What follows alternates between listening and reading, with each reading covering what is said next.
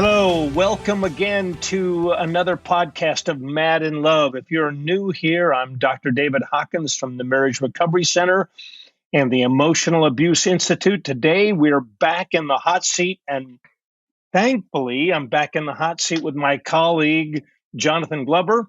And this is kind of one of our favorite podcasts where we talk about issues. You're going to see it. This is all live. This is all hot off the press. Excited to be back. All right, Katie, what do you have for us today? The first one we have today is by Zealous Ideal Elk 5384. And she's asking, am I the a-hole for kicking my parents out of the house after they suggested I kick my sister out? For context, I have always been my parents' favorite, and they unfairly kicked my sister out on her 18th birthday. She did absolutely nothing wrong to deserve it, and she was nowhere near ready to live on her own. I have a high-paying job, so I let her stay with me until she graduates college or feels comfortable enough to live on her own. My parents visit occasionally, even though I lost most respect for them after they threw my sister out to the streets. I still let them stay, but I still had doubts about them. My parents were unaware that I let my sister live with me until they one day asked if I still talked to her. I told them I let her live with me after they wrongfully kicked her out, and they looked disappointed to hear that. They suggested that I save money by not letting her live with me, and that's when I lost it and kicked them out of my house and cut contact with them. Not only did they treat her like absolute trash for 18 years, they had the audacity to ask me to kick her out when they weren't affected by her living with me in the slightest. I probably said too much than I should have, but in the end, I banned them from my home, cut all contact with them, and yesterday they came over to apologize, but I wanted nothing to do with them, and after I told her what happened, she wanted nothing to do with them as well. Did I overstep? My goodness, Katie, where do you come up with these these stories? There are layers and layers and layers to this. So I need to think about this. Did you, so the question Zealous is asking is, did I overstep my boundaries by kicking them parents out and having nothing to do with them? And I've got a quick comment, and then Jonathan, you can toggle in here too. Boundaries. We talk a lot about boundaries, and this is a topic that's really worth everyone getting very familiar with. And boundaries can, in my opinion, boundaries need to be somewhat flexible. So many people have either too rigid of boundaries, and that's what I would suggest this woman has, like, boom, you're out of here, I'm never going to see you again, you can't come.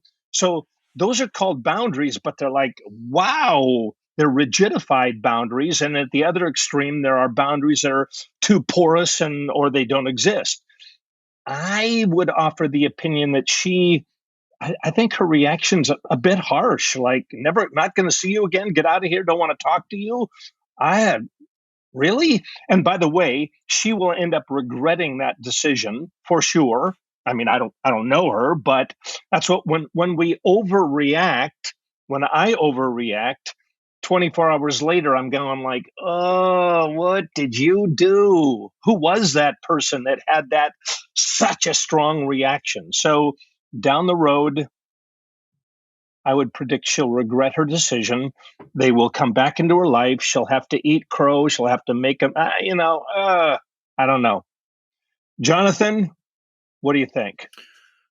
With boundaries, I think this idea of canceling somebody, especially your parents or your family, is, I don't know. I'm there are lots of times when I could understand, having very firm boundaries, or ones that are going to change possibly in the future. But I think that being open to something different, especially if they're coming to apologize, to say, we understand, we understand how it affected you, how we have caused some harm here.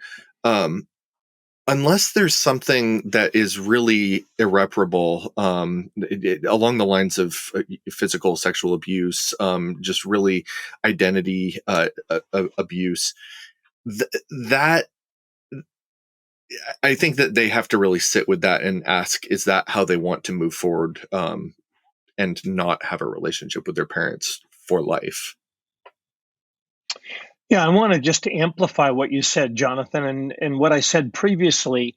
As I think about this story, this family treating one another like trash, banning them forever, not going to talk to them, dumping them out on these what I call overreactions.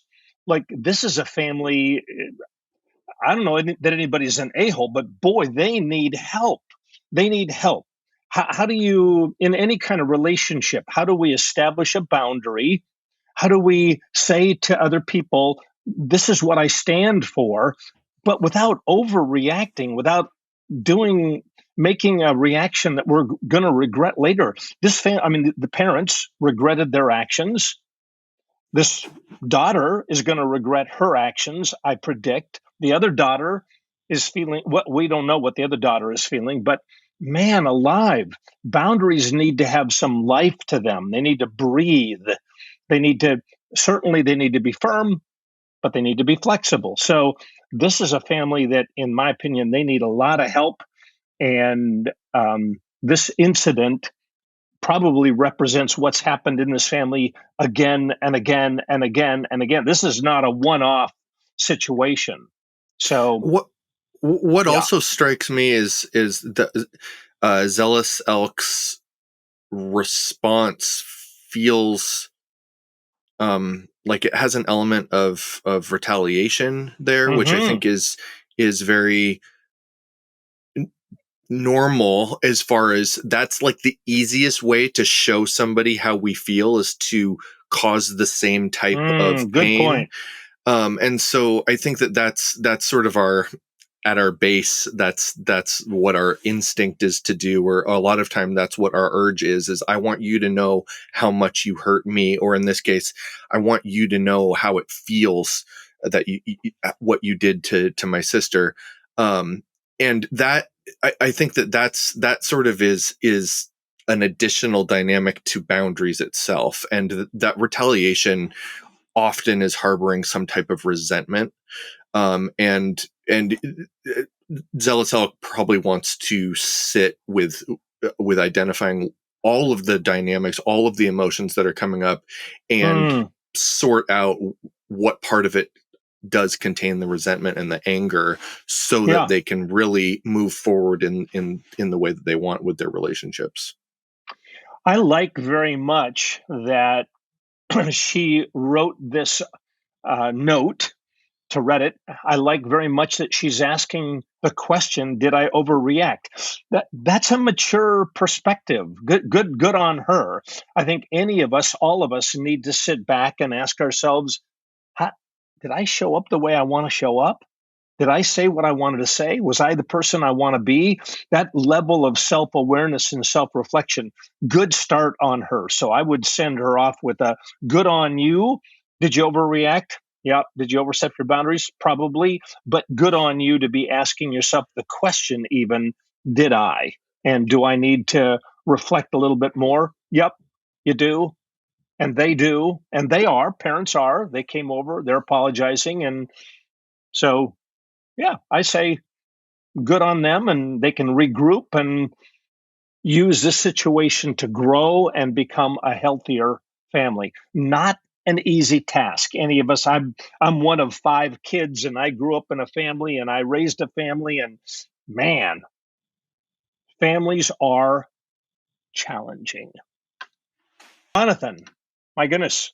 Thank you so much for being here, Jonathan. And listeners, as always, if any of this resonates with you, please know that we are available to help. You can learn more about Jonathan Glover's work and how you can work with him by visiting our website at www.marriagerecoverycenter.com.